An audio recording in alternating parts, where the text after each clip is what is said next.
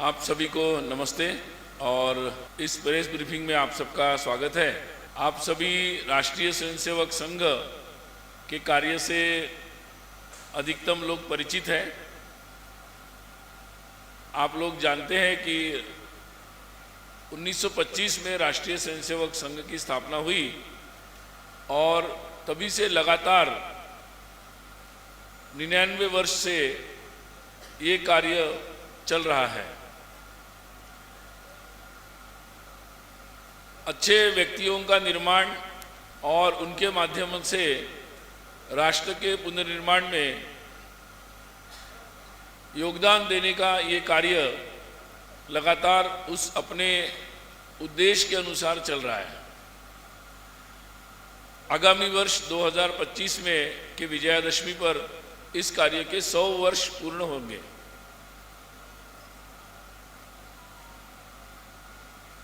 इस निश्चित उद्देश्य को लेकर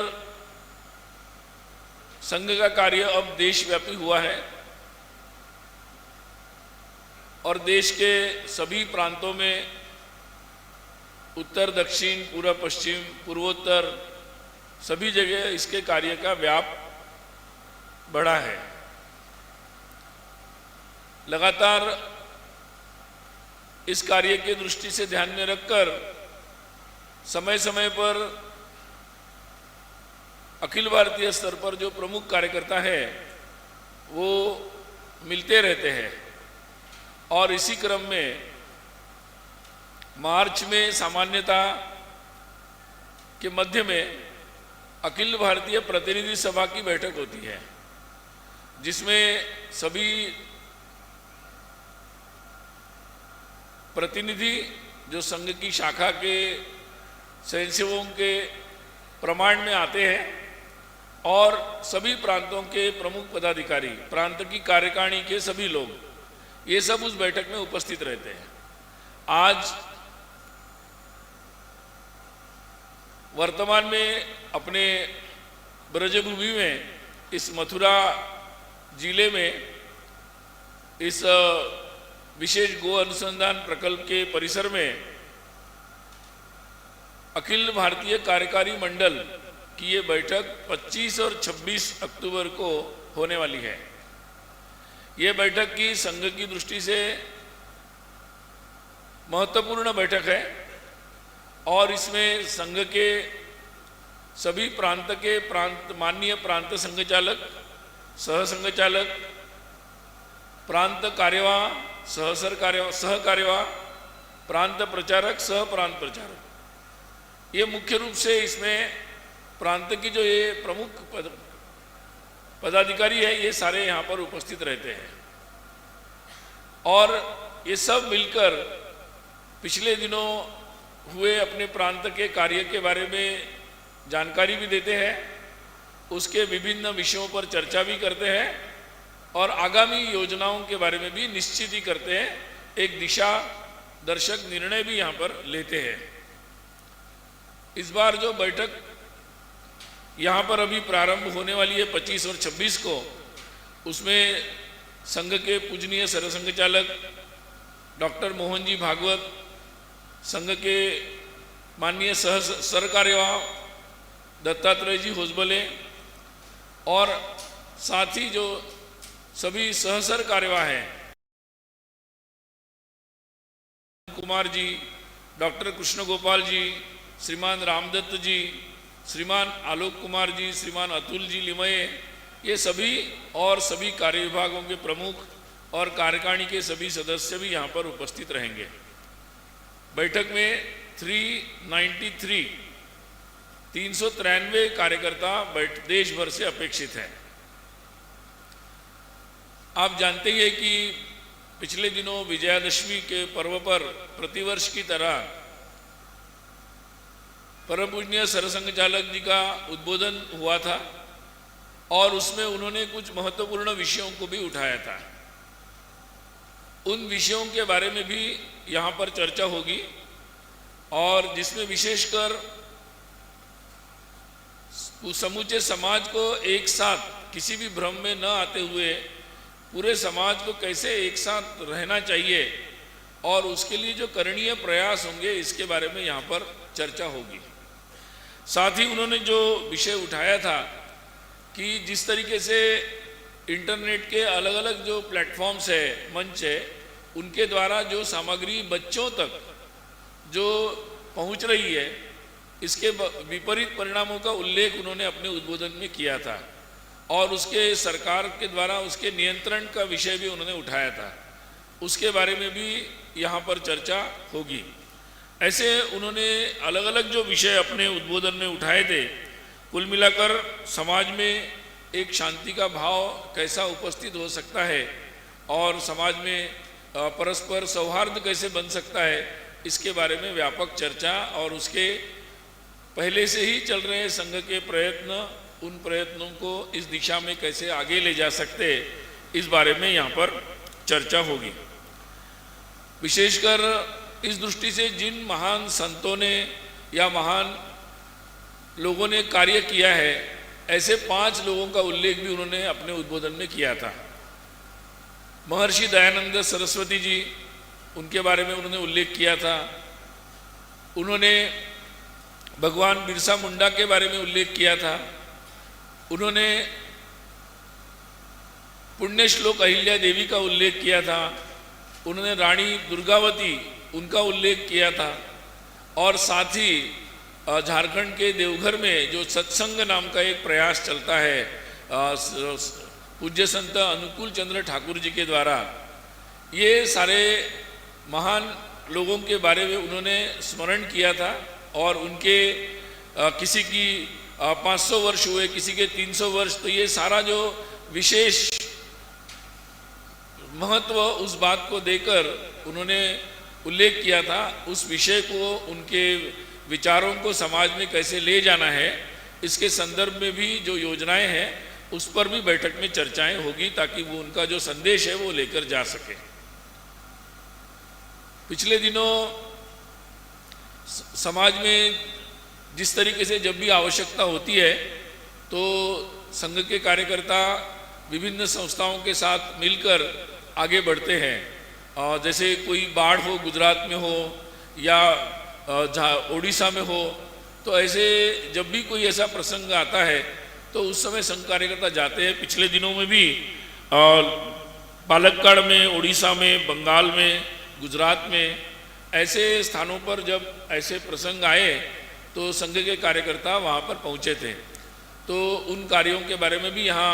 वृत्त होगा और उसके अनुभवों से आने वाले समय में और अच्छे तरीके से ये कार्य कैसे कर सकते हैं और उन जगहों पर जो स्थायी कार्य की कोई आवश्यकता होगी तो उन पर भी विचार विमर्श यहाँ पर होगा। ये बैठक वैसे प्रतिवर्ष होती है और प्रतिवर्ष होने वाली इस अखिल भारतीय कार्यकारी मंडल की बैठक में समाज वर्तमान के जो विषय होते हैं उनके बारे में अपने अपने जानकारियाँ यहाँ पर देते हैं और उसके आधार पर आगामी कुछ विषयों के बारे में भी चर्चा होती है। एक महत्वपूर्ण विषय जिसके बारे में पूजनीय सरसंघ चालक जी ने विजयादशमी में विस्तार से उल्लेख किया था, वो संघ की शताब्दी के बारे में। संघ शताब्दी के संदर्भ में कार्य विस्तार का लगातार प्रयास चल रहा है और हर हमारी बैठक में इसकी समीक्षा हो रही है और उसको और कैसे आगे बढ़ सकते इस पर प्रयास चल रहा है। तो इस बैठक में भी कार्य विस्तार के बारे में समीक्षा की जाएगी कि हम लोग अभी कहाँ तक बढ़े हैं और उसके बारे में और अगले विजयादशमी तक लगभग वर्ष का समय होगा, उसमें हम कैसे आगे बढ़ सकते हैं। इसके लिए प्रांतों ने अगले मार्च तक और मार्च से विजयादशमी तक ऐसी योजनाएं की है। तो उस संदर्भ में विस्तार से शाखा, साप्ताहिक मिलन वगैरह और हमारे अन्य प्रकार से जो कार्य और उसके प्रवास जो होते हैं उसकी चर्चा होगी। इस हेतु इस वर्ष परम पूजनीय सरसंघ चालक जी, माननीय सरकारवा जी के साथ साथ सभी अखिल भारतीय अधिकारियों के जो भी कार्यकर्ता हैं उन सब के प्रवास हुए हैं। इस कार्य विस्तार को विशेषकर एक व्यापक स्वरूप देने की दृष्टि से, तो उसकी भी समीक्षा होगी और आने वाले समय में इसके लिए जो कार्यकर्ता ज़मीनी स्तर पर प्रयास कर रहे हैं उसकी चर्चा होगी। आप जानते हैं कि 2025 का जो विजयादशमी है वो संघ की दृष्टि से 100 वर्ष पूर्ति का समय होगा। तो उस विजयादशमी उत्सव को विशेष रूप से कैसे किया जाए नागपुर में, जहां संघ की स्थापना हुई थी, और देश भर में, इसके बारे में भी एक स्वरूप के ऊपर चर्चा होगी। और उसके साथ साथ ही कुछ अन्य कार्यक्रमों के बारे में भी चर्चा यहाँ पर होगी, तो उसकी जिसकी विस्तार से बाद में आपको जानकारी दी जाएगी। एक जो उल्लेख आया था कि शताब्दी निमित्त पंच परिवर्तन, जिसका उल्लेख सरसंघ चालक जी के उद्बोधन में, नागपुर के उद्बोधन में भी व्यापक रूप में आया था, तो जिसमें 5 विषय के बारे में उल्लेख आया था। एक सामाजिक समरसता, जिसकी आज सभी जानते हैं बहुत महत्वपूर्ण विषय है वो और आवश्यक विषय है, तो उसके संदर्भ में समाज के सभी लोगों को जोड़ते हुए कैसे इसको विषय को आगे ले जाना है, इस पर भी यहाँ पर चर्चा होगी। परिवार प्रबोधन या कुटुंब प्रबोधन का जो विषय है, उसमें भी समाज में